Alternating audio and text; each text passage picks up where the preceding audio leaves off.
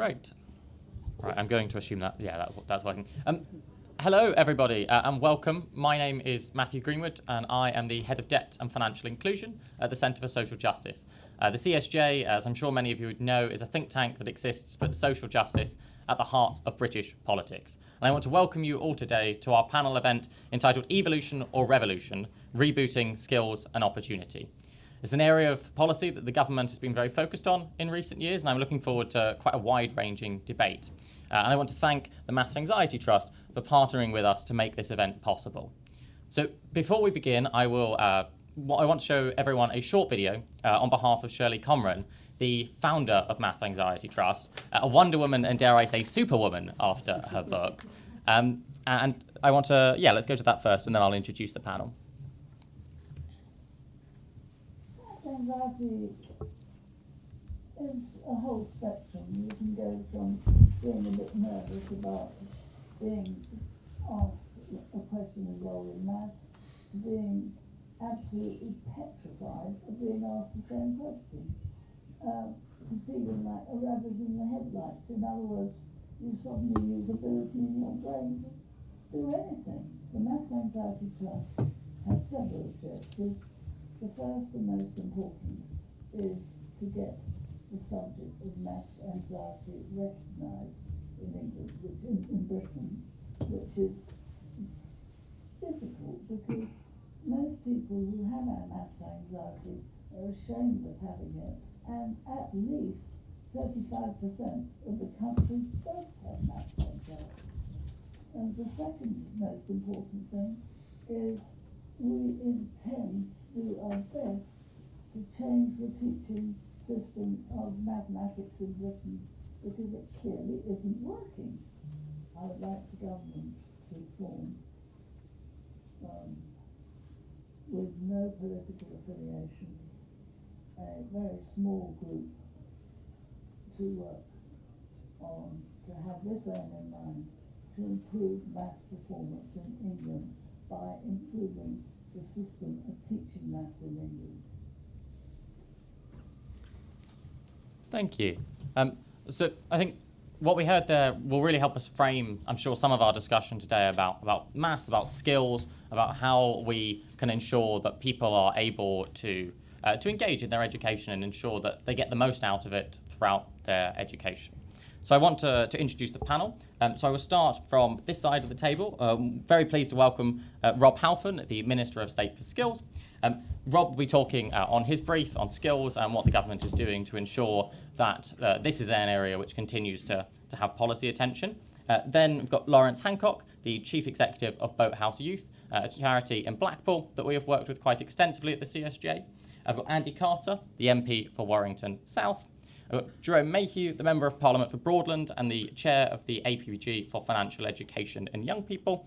And finally, Professor Margaret Brown, OBE, Emeritus Professor of Mathematics Education at King's College London, Chair of Maths World UK and President of the Maths Anxiety Trust. And now I can breathe.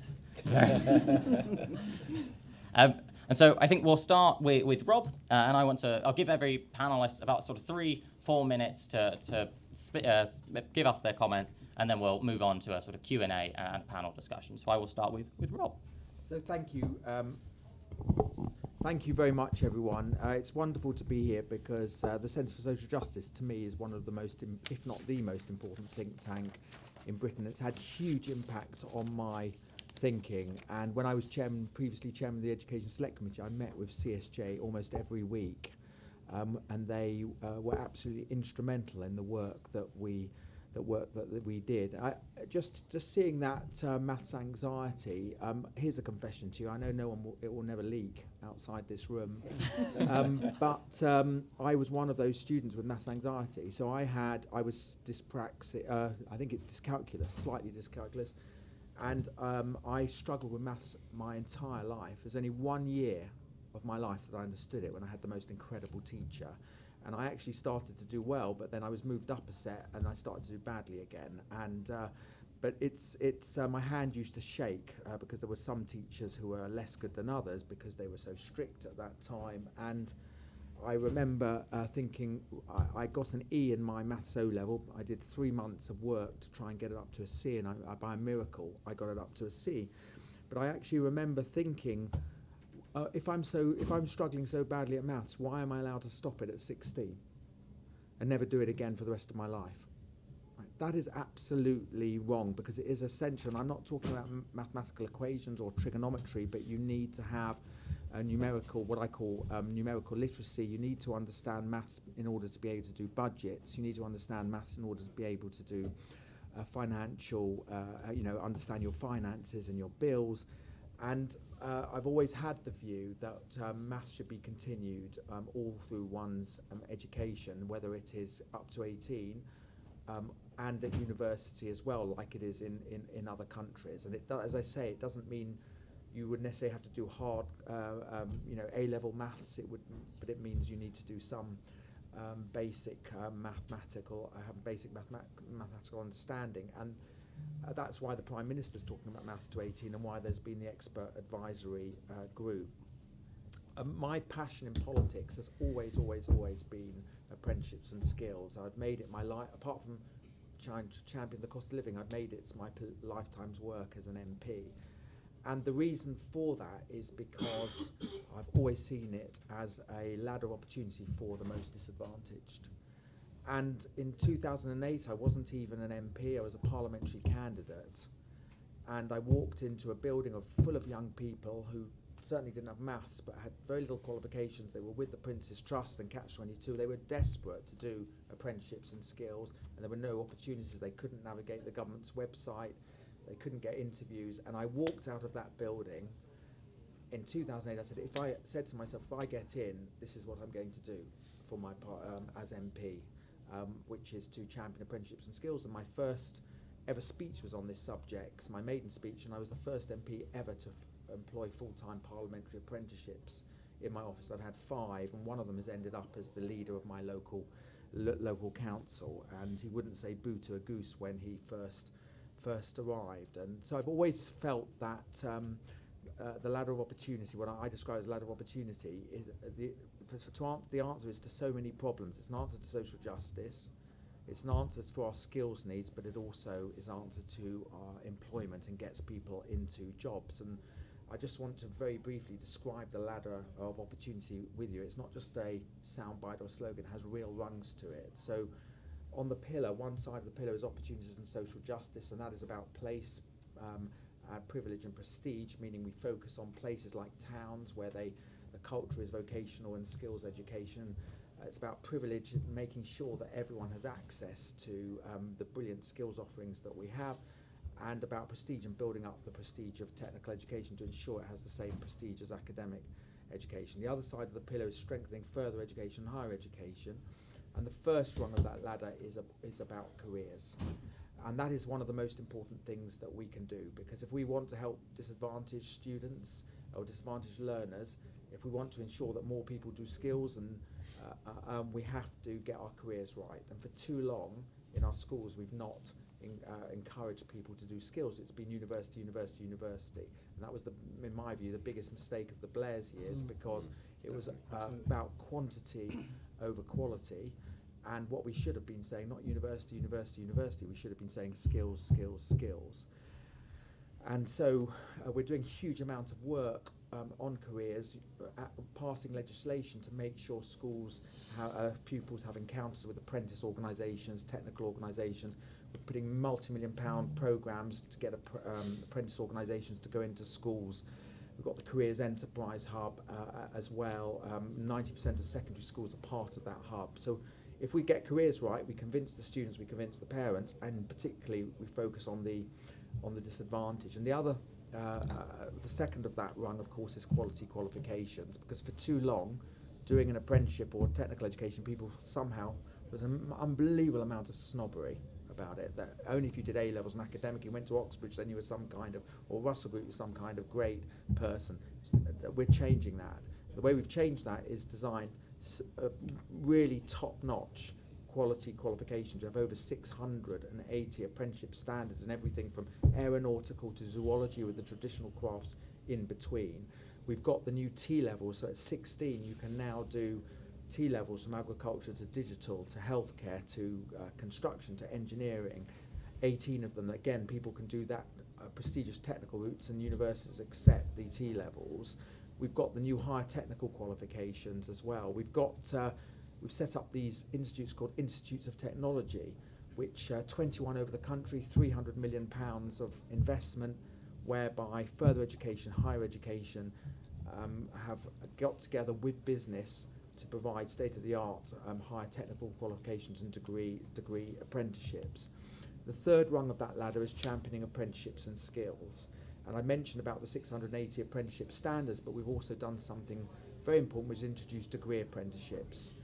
So you earn while you learn, you get a good skill, you guarantee to get a good job in the organisation, virtually guaranteed to get a good job in the organisation that has employed you. So what it's done with degree apprenticeships, it's improved the prestige of apprenticeships, because a lot of families want their children to go to university, but at the same time meeting our skills needs and ensuring that apprenticeships are seen as high quality.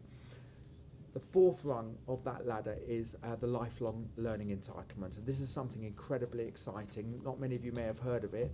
It's a bill that I spent 6 months of my life bringing through Parliament, and it's going to start in 2025.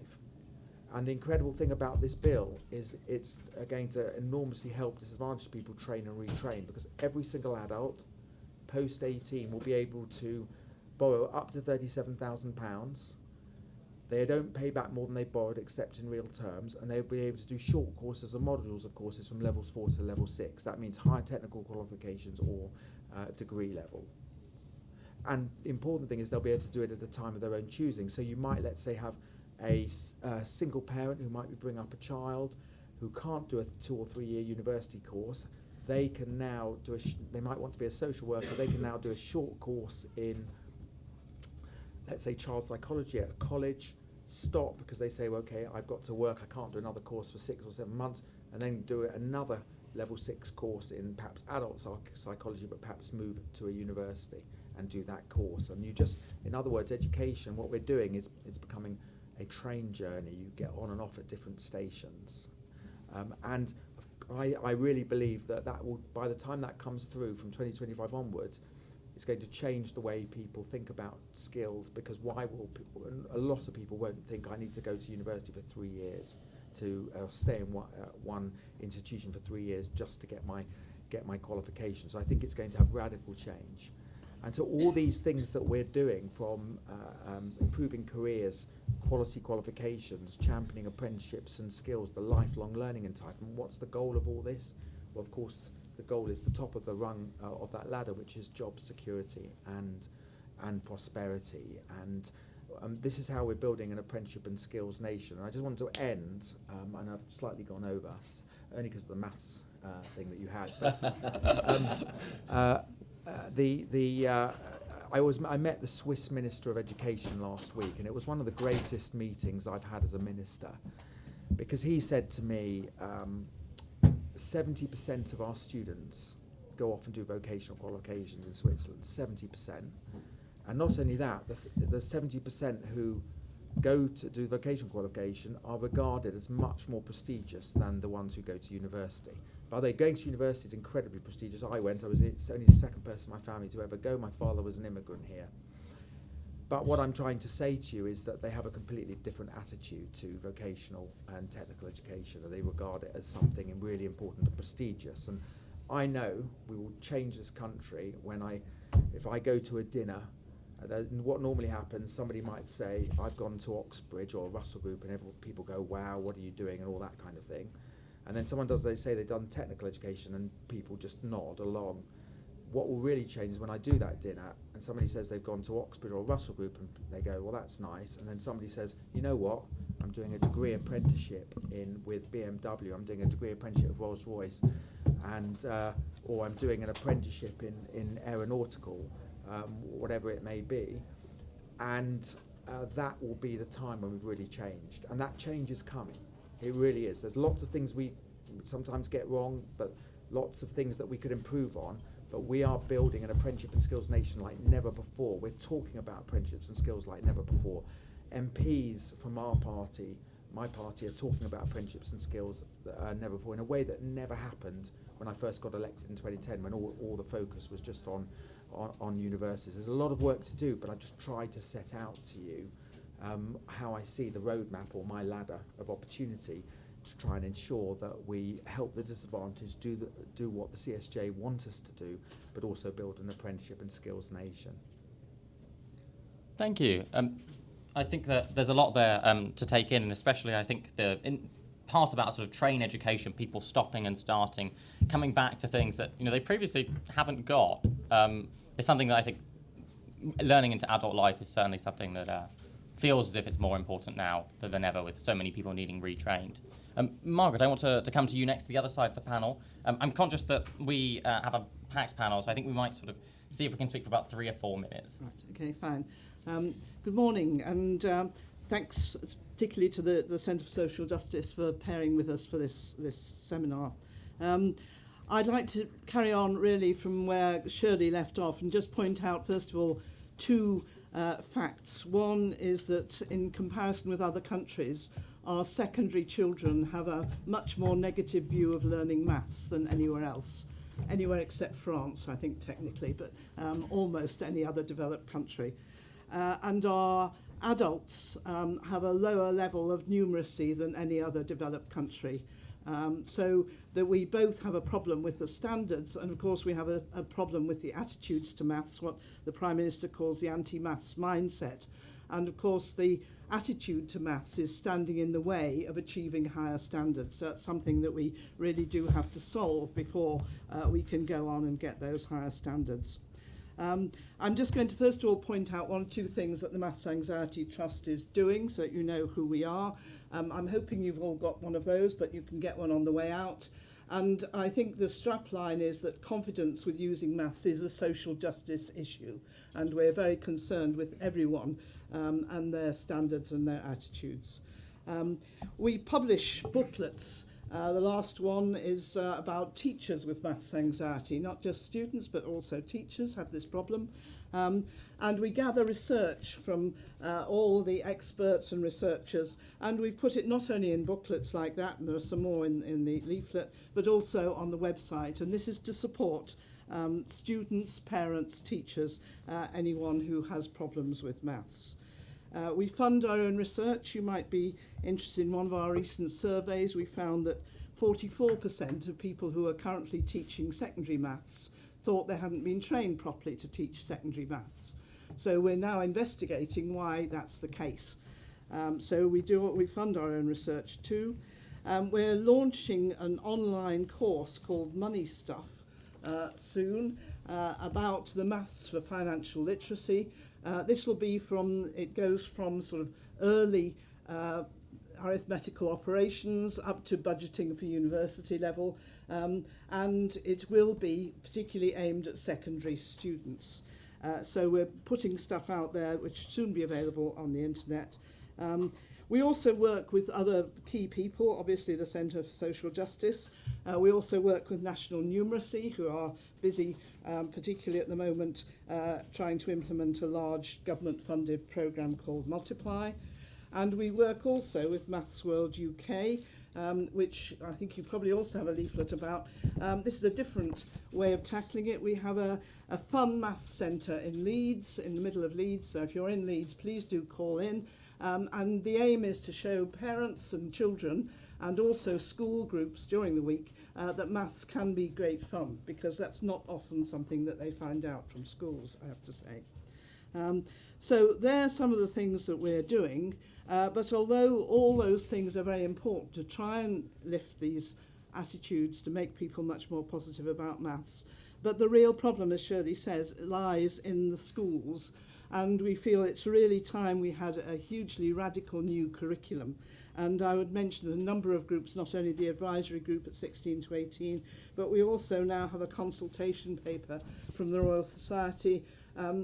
This is called the Maths Futures Group, about a new approach to maths and data education.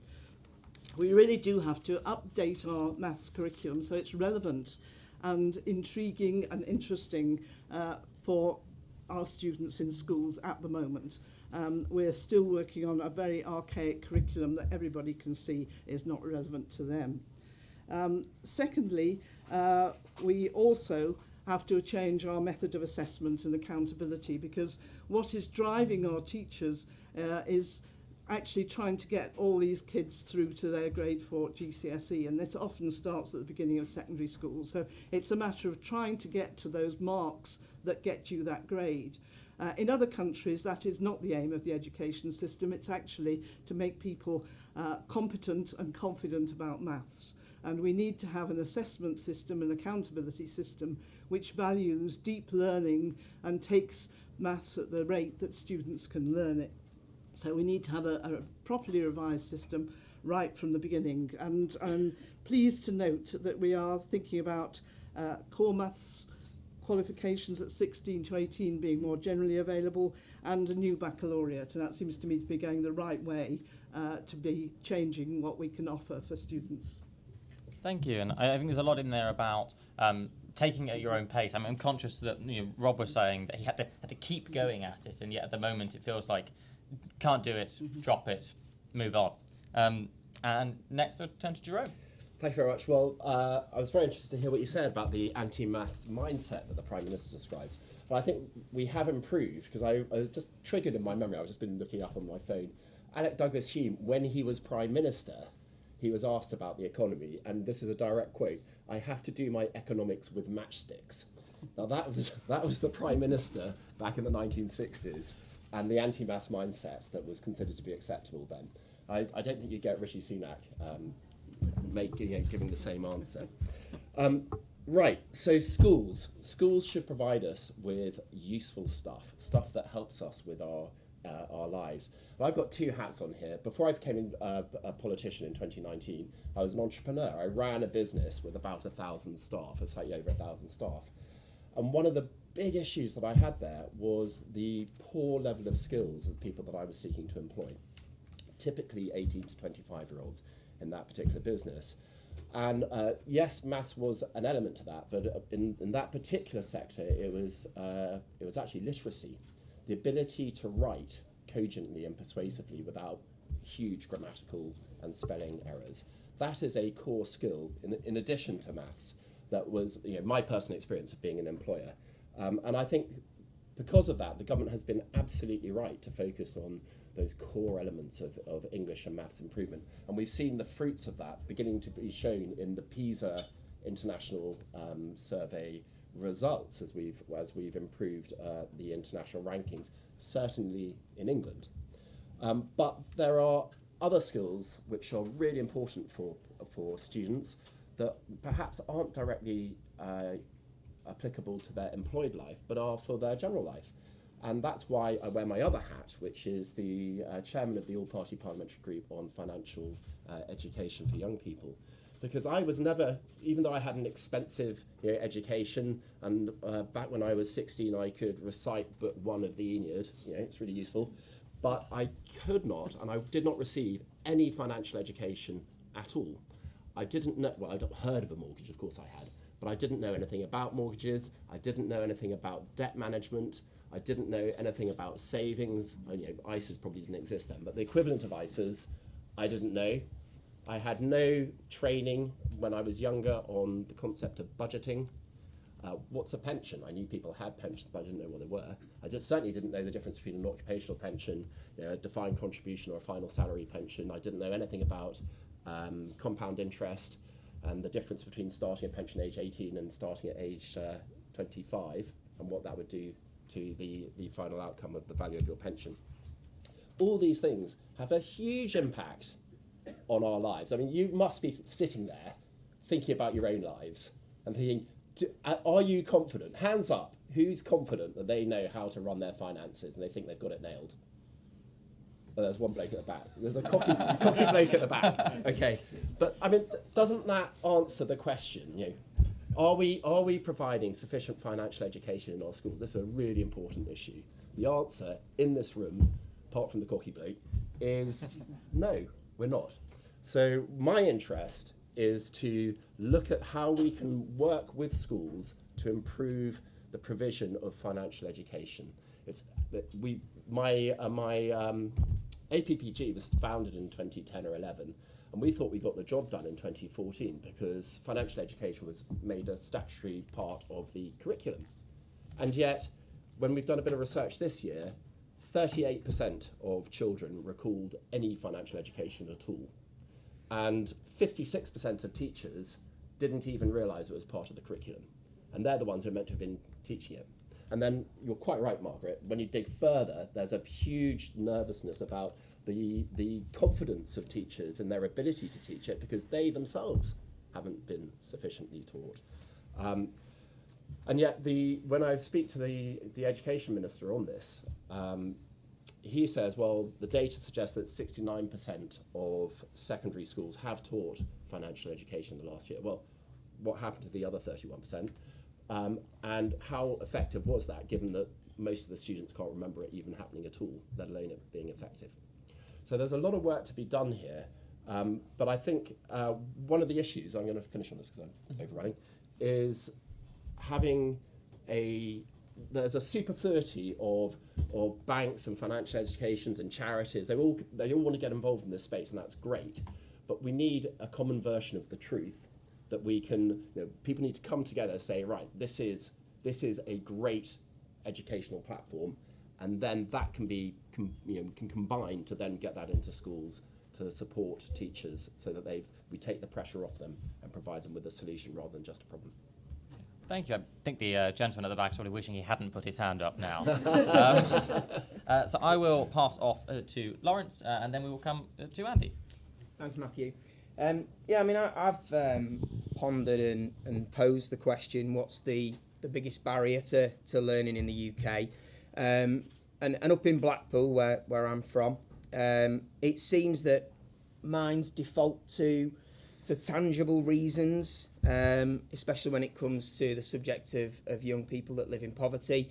Is it because they can't afford a laptop or the right revision books? Is it because they've run out of data on their mobile phone and can't access the homework platform, or they turn up for school with the wrong equipment? And I think sometimes we default to those reasons because they're relatively easy fixes. We can provide tangible resources if we need to. But what I wonder is whether or not the biggest barrier to education is actually that young people have become accustomed to not having their views heard in the places where they are, in schools, colleges, the community. And has this developed a perceived lack of value in their own opinions? So do we teach to educate rather than to enable learning? Do we intellectually instruct rather than share the art of exploration and challenge? We expect young people to be responsible for their own learning, and yet we take away the responsibility by enforcing our own adult agendas on them. There's a widespread low self-esteem that exists amongst young people today. And I think that when you combine this with a lack of experience in expression, you come to the realisation that actually the biggest gaps in the UK exist in the places where socio-emotional skills should be. We need to teach young people how to be able to learn about themselves.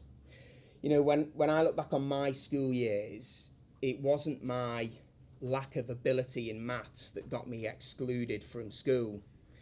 It was my inability to understand and manage the emotions that the subject evoked, which led to disruptive behaviours. I didn't stand up in maths lessons and shout at the teacher or throw my chair because I was a bad person, nor because he was a bad person. I did it because I was a 14-year-old who had absolutely no idea what was going on inside of me or how to react to it. So I suppose where I go with that is that I think, well, what if we brought in a framework of shared language to help understand and manage the emotions that these subjects evoke?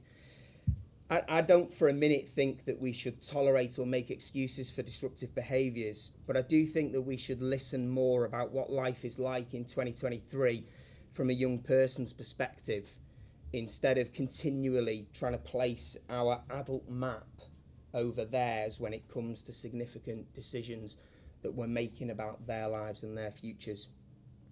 What if we invested more into the development of young people's socio-emotional skills? I wonder if that would more successfully support their transition into adulthood. Thank you, and I will finally move on to Andy. Something awful about being at the end of a panel when you've listened to what everybody said and you cross off all the things on your list that you were going to talk about. And let me start by saying it's always a pleasure to listen to Rob, because actually everything that he said about apprenticeships and the ladder of opportunity, I 100% believe in. But what I'm going to say, I'm going to be a little bit critical of the government. And as a backbencher, I'm allowed to do that.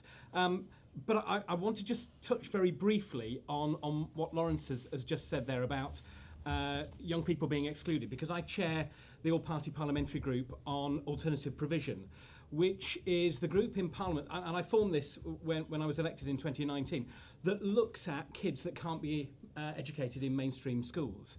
And the reason I formed that is because when I was an employer working in the creative sector, I found some of the most creative people being educated in non-mainstream schools, and I brought them into my business, and they were and are brilliant, and they have created some of the most wonderful things that I've ever heard on the radio, because they couldn't function in a normal school where there were kids everywhere throwing things around them, but they sat in a studio on their own in the dark and made wonderful things, and we found a place for them and we allowed them to be creative.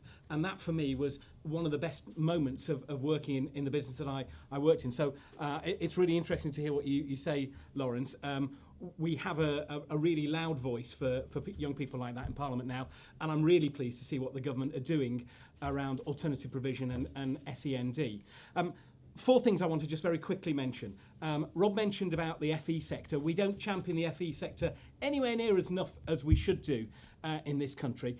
And particularly when you look at the work that the FE sector does on improving standards in maths and English. And maybe it is because there is a window of opportunity for learning in late adolescence, where your brain is formed in a slightly different way and you can take things in a much better fashion. And that's where we're seeing massive improvements in people's maths and learning for English.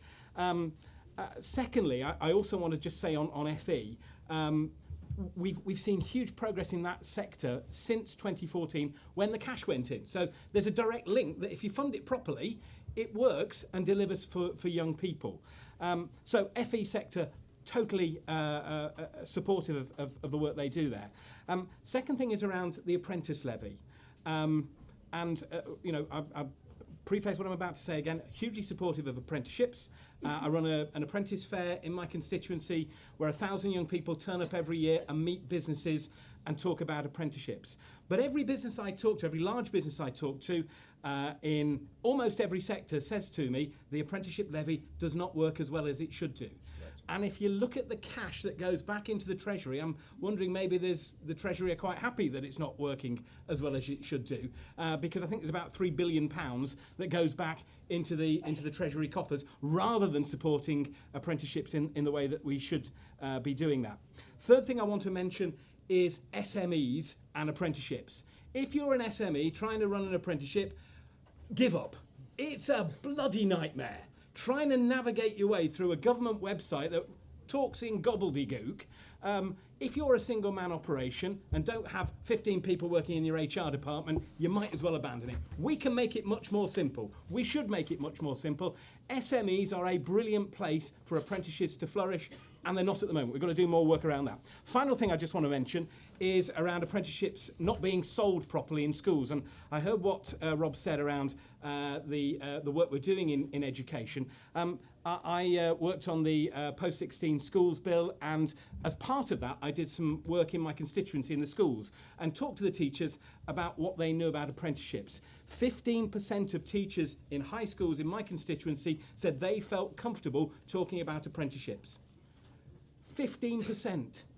That's because they didn't have any experience of it. They didn't know. They went to school and they went to university. And when they were going to university, nobody talked to them about apprenticeships, and then they've gone back into schools again.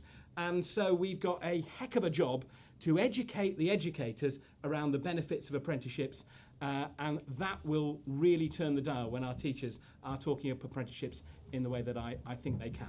Thank you. Thank you, and I'm sure you have a giant target painted on your back by the Treasury for telling us that there's £3 billion lying around. So first of all, everyone going to sort of do a bit of Q&A and some questions. If you think of questions, I will come in just a moment. I'm going to abuse my position as chair to ask the first question, which is linking on what some of you were saying, Rob, that there's this great deal of snobbery that people get told that, you didn't do well enough if you do skills, you do an FE, a course rather than an apprenticeship, or not an apprenticeship, or a university degree. And linking that to what you were saying about maths, about people struggling or worrying, being unable to get it first time round. Do you think, one, what's the root of this snobbery? And two, do you not think it'd be a good idea for us to spend more time teaching kids the basics, the thing they struggle with, even after they've left school? Because if you worry about maths, if you can't do it, be it literacy or math, why not continue on? Yeah. So I will answer that, but can I just respond to some of the things Andy said, because it's incredibly important. And Andy loves skills, and actually, when I first got in 2010, all MP, our lot just talked about universities all the time, and now we've got loads of MPs giving me a hard time. We're not doing enough on apprenticeships, and it's really amazing that this is happening, because it would never have happened years ago, and it shows the sea change in our party. On FE, he's absolutely right. I mean, I visited my local college over 100 times since I've been MP, over 100 times, because I love FE. I go all over the country, and it is transformation, a major instrument of social justice. And people call it the Cinderella sector, but I've always said, remember, Cinderella became a member of the royal family. And what we're doing is getting rid of the two ugly sisters of snobbery and resourcing as a party. The I really have to, however much I love this guy, I've really got to challenge him on the apprenticeship levy. First of all, the apprenticeship levy, the money, we raised that, the apprenticeship budget from the levy, the budget we're given by the Treasury, we spent 99.6% of it. We're going to be spending 2.7 billion on apprentices by 2025, 2.7 billion pounds. So we spend 99.6% of the levy on apprentices. And in terms of businesses, of course, some big business don't like the levy, but I could talk here for the next 2 hours of businesses who do like the levy, who make it work. Like, for example, Amazon, Virgin Atlantic, John Lewis, and I've got a whole page of quotes from big business, many, both local and national, of people who like the levy. But the important thing about the levy is, and it goes back to Andy's final point, is that if big companies don't use the levy, that's not always a bad thing, because we use that money to fund the training costs for smaller businesses, which we pay 95% of the training costs. And if you are a small business with less than 50 people and you have a young person, we pay all the training costs. And we've reduced massively the red tape. Most apprentices are with small businesses. Most apprenticeships are 70% at level 2 and level 3. So yes, there are problems with bureaucracy and so on, but doing a huge amount of work to reduce that. But for example, we've removed the cap on the number of apprentices that a small business have. So I am a believer in the levy. It doesn't mean we can't change it and make it, adapt at the time, but we've made some changes already. So for example, big business can use 25% of their levy to put apprentices in any small business they like, any small business, or use their supply chain or whatever it may be. So we do respond to changes, but the levy is a good thing. It is, you now have people on the boards of major companies that have apprentices or directors just doing apprentices. That again would never have happened in the past. In terms of what you're asking is, should we basically have more soft skills and skills throughout the system? Well, I've always believed that. Obviously Nick, who's a brilliant schools minister, is responsible for the school system, but I've always believed that what you need is both skills and knowledge. So in other words, you don't just teach people about how the names of fish or what happens with fish and so on and so forth. You teach people how to fish, and so it's something I've championed. And I think the government talking about maths to 18 and expanding learning. I think we're going in the right direction. Okay, thank you. And if you want to raise your hands, one of my lovely colleagues will come round and hand you a microphone. So I'll take them in pairs. So can I start with the lady at the front and then the lady in the green dress? And all I'd ask is questions, not statements. Thank you very much. Rachel Anderson. North East Chamber of Commerce. We've just done 2 LSIPs, and I'm also a governor at a large college in our area. I just wanted to ask, really, bringing in maths as well is one thing, and employers do want that. But we, from the research that we've done, and we certainly see it coming through the system, communication skills and digital skills were the two that it was almost universal. Employers said, we need those skills. Maths, not so much, but that doesn't mean that they don't want it. The issue that we have is that we sometimes have to gently take people along in terms of that learning of maths, and that's a progression through level 2 into level 3. You won't do a T level with a level 4 maths. It has to be 5 or 6, and getting people to 5 or 6 is very difficult. So I just wanted to ask, is there a way that we can maybe not look at getting rid of a lot of MVQs and BTECs and sort of not focusing on T levels, and how do we get people to that level 5 and 6 so they can do those, so they can then go on and do their apprenticeships, because otherwise we'll lose them out of the system and they'll become neat. Thank you. Thank you. And the lady in the green dress. Thank you. We've heard from the video and also from the panel today about maths anxiety and how some people have a real disconnect with the subject. We've also touched upon pupils who are perhaps disengaging with their education more broadly through your work with the school exclusions and through high levels of absence. And we've also spoke about the Prime Minister's plan of maths to 18. Therefore, I was wondering how the panel square the two, and how we can ensure that even the child with the most maths anxiety, or the child who is absent from school, that can make the most of this opportunity of maths to 18.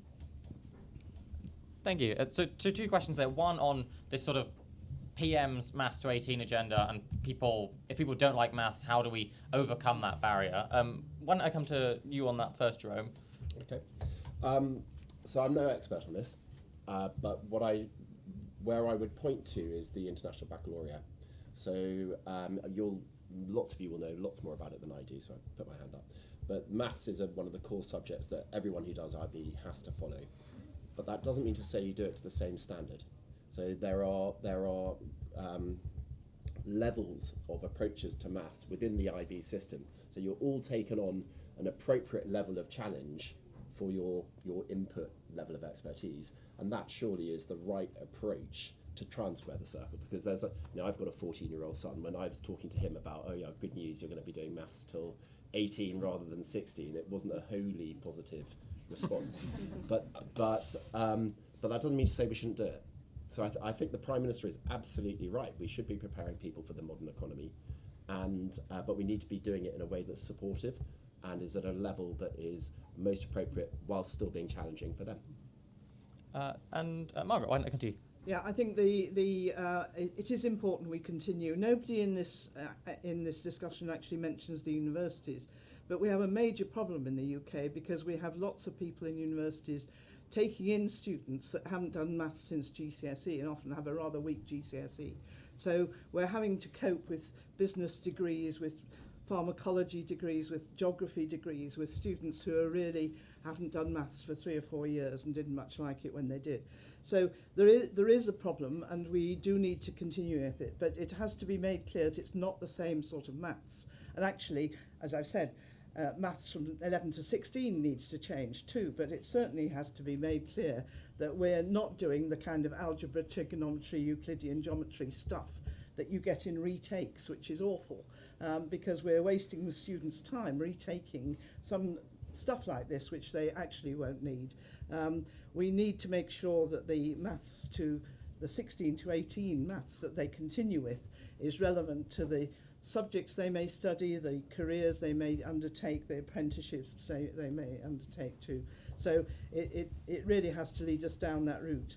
We have got at the moment core skills, which is actually a very good curriculum, but it's a bit too hard. It's designed for people who don't do A level, but have got a GCSE at grade 4 or above.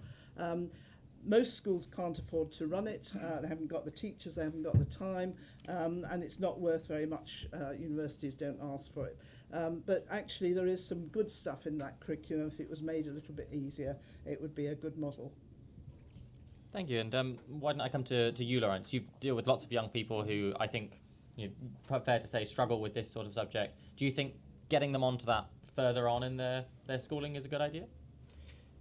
Yeah, I mean, again, I think I draw it back to the emotional skills that young people have, and that being one of the biggest barriers that they come to.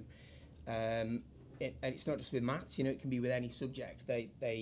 They hit that wall, and it's not that they can't see beyond that wall. It's just that they need a lift over that wall to be able to continue that journey. And in our experience, that wall is usually an emotional one.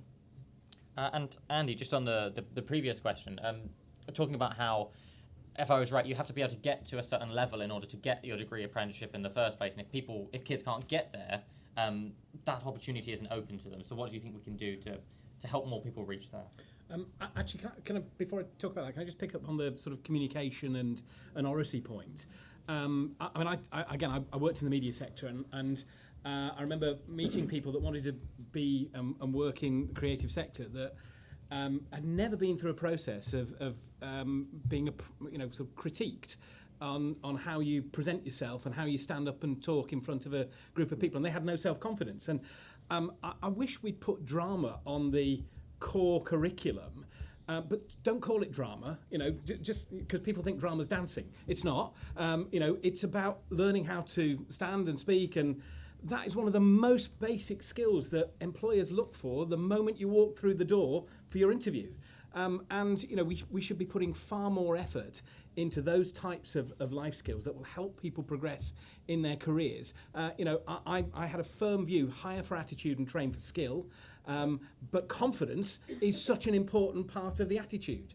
And if you walk in and believe you can do something because somebody has said to you, here's how you stand properly and here's how you address an audience, that can play such a significant part in the way that you progress forward. What was the question again? About helping kids get to that level where they can actually do a degree apprenticeship in the first place. Yeah, I think let me just take this back to sort of young people that I see in sort of alternative provision and kids that perhaps aren't progressing in the way that I think we need to talk more about appropriate provision and appropriate schooling and helping kids to find what they're good at and allowing them to progress in the way that they feel best at. Let's not hamstring too many young people early on. Let's allow them to be creative. Let's put creativity into the curriculum at every opportunity, and let's find the appropriate route for people to go down, because that, in my view, will allow more people to move forward, particularly around degree apprenticeships. Okay. Thank you, and we'll take a couple more questions if people have one. What about the gentleman at the back in the white shirt, and then there's a gentleman close to him on the row. Hi there, thank you. Oliver Champness from Connect Public Affairs. We do a lot of work on T-levels and apprenticeships with clients like Nash Squared, but we also run the Protect Pure Maths campaign. So my question will be more focused on the latter. We've heard a lot about students and teachers, but be really interested to hear the panel's view on how parents and other adults can help overcome maths anxiety and what we need to do with that group as well to help them overcome their own maths anxiety. Thank you. Okay, why don't we start with you, Jerome, and then we'll go to Margaret. Okay, so Young Enterprise are the Secretariat for the All-Party Group on Financial Education, and they did some research earlier on this year. And what was interesting was, in terms of financial literacy, only 8% of students said that the educational sector was their primary source of information. That's really interesting because it suggests, more work needs to be done, more research needs to be done, but it suggests that overwhelmingly people are getting their financial education from their parents and perhaps from their friends, but primarily I suspect from their parents, which is great. That is great because parents have a fundamental role in educating their children. The problem is, what about the students whose parents aren't in a position perhaps they don't have parents, or their parents aren't financially literate themselves and aren't in a position to train them? Because what it becomes is the classic middle class leg up, in that if your parents are financially literate, they're the ones providing you with financial education, which gives you that huge leg up in life skills, which we've been talking about earlier. And surely it is the role of universal education to level up, to provide the equalising input for those who aren't fortunate enough to get that education from their parents. And that's why it's so important that financial education in all sorts of different forms gets included, not just within the national curriculum, we've already done that, but that's not effective, but actually gets included in the day-to-day experience of students. Thank you. And Margaret? Yes, I mentioned briefly that we have a website which is actually very much focused on parents who are worried about maths anxiety and in their children, indeed among themselves.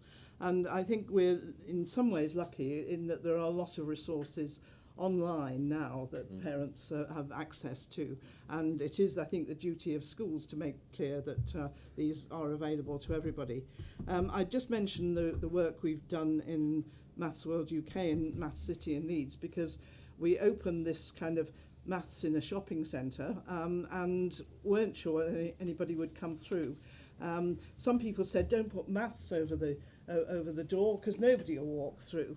But we've actually had 27,000 visitors within 2 years, and they're mostly families, and they are very keen. Usually the parents stand on one side and encourage the kids to play around, but actually gradually the parents get sucked in and they find something they want to do and they want to engage with, and then they want to engage with their children. So there are ways of getting parents in, and I think the adult numeracy, the multiply scheme, is very much about parents who realise the problems that they have with maths, and it's a good way of pulling people in because they really do want to help their own children to get through. So that's also available in FE colleges, as we've said, and online through national numeracy sources too. And Minister, the other half of your brief is sort of higher education, further education. What do you think about in terms of how we can help adults re-engage with subjects that they've previously sort of dropped off on, I guess? Yeah. So may I just answer this lady? Because yes, of course. What I think, sorry, by the way, the important thing is you represent an LSIP. LSIP is a local skills improvement plan. Now, it's got a terrible name. I don't like the name, but it's really fundamental. And what it does is it identifies, it's run by Chambers of Commerce, Further Education, with input HE and other businesses. And what they do is that they identify the local skills needs in their area. That's the wonderful thing. There are 38 of these around the country. And in Warrington, Andy will be pleased to know that they identified a deficit, as he knows, in creative skills, and we have plugged that gap financially using this wonderful $3 billion that I'm going to go outside and look for because I haven't seen it before. The LSIPs are really, really important. On your wider point, I think you were basically saying there's too many qualifications. So we are pruning alternative qualifications in a big way, and what we're doing is removing those that either have low uptake or have poor outcomes or significantly overlap with the T-level.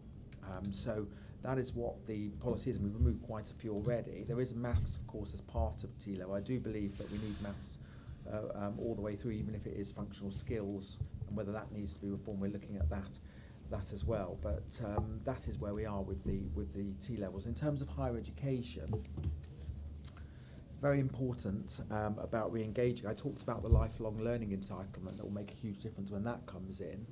But what we also have introduced, we have adult community learning, which is really important, especially for those from disadvantaged backgrounds. We've got adult learning for employment, so we have over 400 free level 3 courses that adults can do. And we also have boot camps, and that is almost like an sort of super fast apprenticeship. It's not an apprenticeship, but it's 16 weeks of training. You're guaranteed a job interview with the company that you work with, and so those are really working. You know, thousands and thousands of people all over the country doing different boot camps, and they often go on to do an apprenticeship. So that's how you engage adults with those things. I mean, and the lifelong, in terms of HE, it will be the lifelong learning entitlement. Thank you, and I'm sure we will all be following you out the door with our magnifying glasses trying to find $3 billion. I'm very sorry that I have to make... No, that's absolutely... Fine. I was going to draw the event to a close as we are reaching the end of our time. And so I want to say, thank you very much, everyone, for coming, and thank you to the Maths Anxiety Trust for helping us put on this event today. You'll find a leaflet in which was on the chair. Please do take it with you, and please keep up the conversation. Thank you very much.